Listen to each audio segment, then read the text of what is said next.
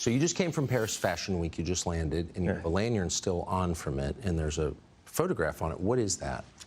It's a photograph of a baby's ultrasound. Why is that? And that you designed that? Yes. Why? What does that mean? It just represents life. I'm pro-life. Boy, so you wear it on a badge. What kind of response do you get? And good, amen, I agree. I don't care about people's responses. I care about the fact that there's more black babies being aborted than born in New York City at this point. That 50% of black death in America is abortion. So I really don't care about people's responses. I perform for an audience of one, and that's God. I'm starting to see why they want to make you be quiet. When did you start to feel this way? When did you start to realize this? I really felt like, I think I started to really feel this need to express myself on another level when Trump was running for office, and I liked him. Yes. And every single person in Hollywood, from my ex-wife to my mother-in-law to my manager at that time to, you know, my so-called friends / handlers around me, told me, like, if I said that I liked Trump, that my career would be over, that my life would be over. They said stuff like people get killed for wearing a hat like that. They threatened my life. They put my life. They basically said that I would be killed for wearing the hat. I had someone call me last night and said anybody wearing a White Lives Matter shirt is going to be greenlit, and that means that they're going to beat them up if they wear it. And I'm like, you know, okay, green light me then. You know, God builds warriors in a different way. I don't know if it's because of me being born in Atlanta and growing up on the south side of Chicago that, you know, he made me for such a time like this. It's like with David, you know, he tended to the sheep, but while he was out there, he had to fight all kinds of animals. So when it was time for Goliath to come, he thought because he was a sheep herder that he didn't have the skill set to take down Goliath. And the thing that I have is the position, I have my heart, but the number one thing is we have God on our side. And for the people, even if you don't believe in God, God believes in you. So you made reference to the White Lives Matter T-shirt, which you brought out at Paris Fashion Week. Yeah. Why did you do that, and what did it mean? You know, I do certain things from a feeling. I just channel the energy. It just feels right. It's using a gut instinct, a connection with God, and just brilliance. You know, like as if you asked like Tanya Harding how she did the triple flip or the triple spin. Yeah.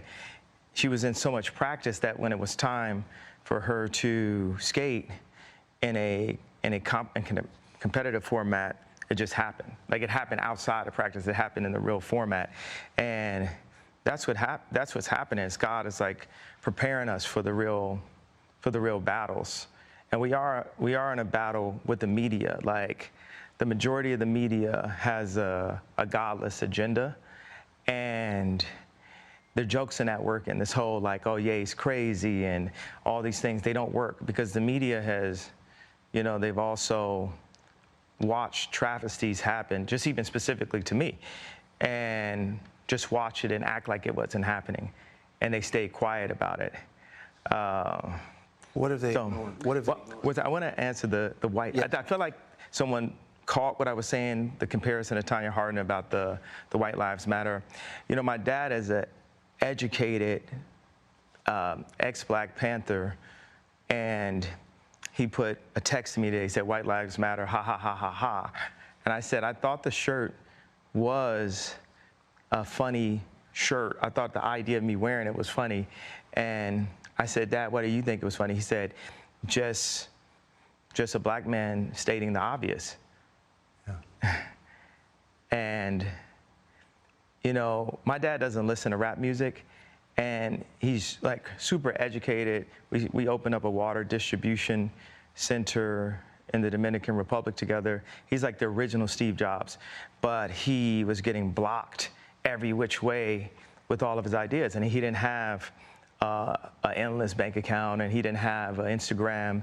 So all these ideas, he had to like take them back and compress them. Like, my dad is the most brilliant person that I know, and we actually have a strained relationship because I was taken from him, because my mom was an actress, so she was a liberal.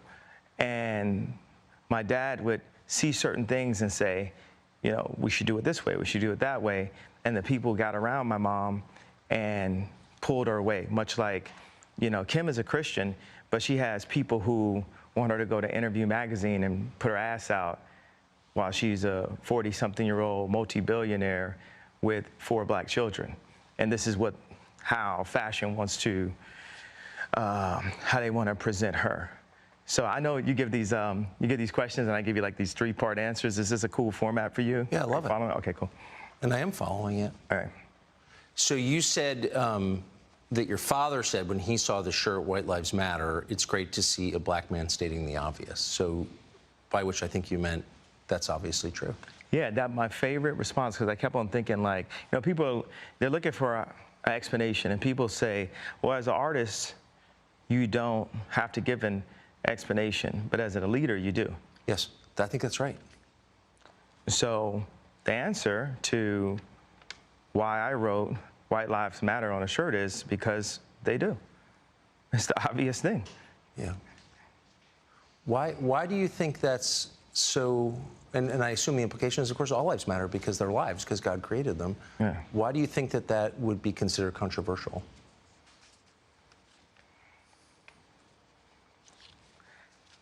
Because the same people that have stripped us of our identity and labeled us as a color have told us what it means to be black and the vernacular that we're supposed to have. My dad grew up as a military brat, and his family moved around, but they were based mostly in Delaware. And at the time, if they weren't the only black family, they were one of the few. And he would be discriminated against because he was black. So by the time he got into college,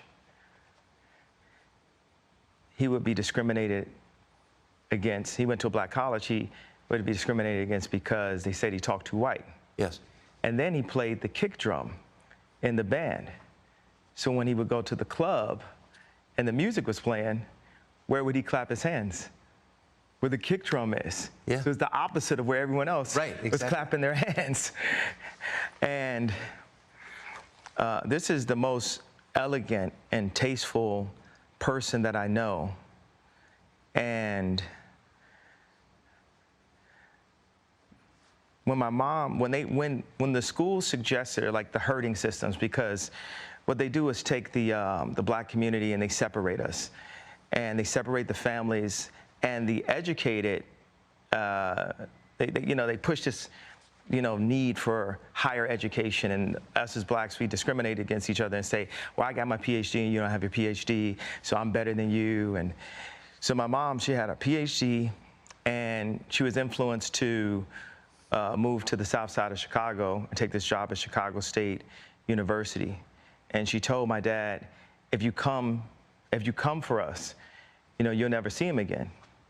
Because, the media ridiculed me for getting the house next door to Kim to see my children.